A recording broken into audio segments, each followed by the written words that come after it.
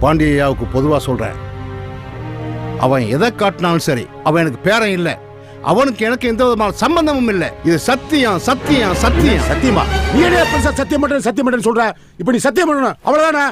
நீ உத்தமனா இருந்தா, உன் வாக்கு சுத்தமானதா இருந்தா, உன் முன்னாடி தவிர வேற எந்த பொம்பளையும் தொடர்ந்து சொல்லி இந்த துண்டை தாண்டி சத்தியம் பண்ணியா பாப்பான், சத்தியம் பண்ணியா பாப்பா. என்ன யோசிக்கிற? நீ மட்டும் இல்ல, இங்க இருக்கிற எந்த ஆம்பளையாலும் தாண்ட முடியாது. நானே தாண்ட முடியாது. என்ன சக்கரை தாண்டியா? சக்கரையே சகா வாங்குறத பாரு.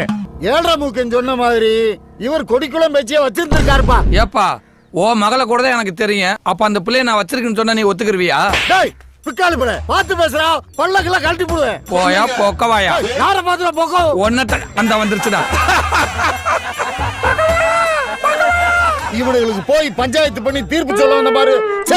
இவர் போயிட்டா இருந்தா அந்த சுப்ரீம் கோர்ட் வழக்கு தீர்ப்பு சொல்ல முடியாம நின்று போய்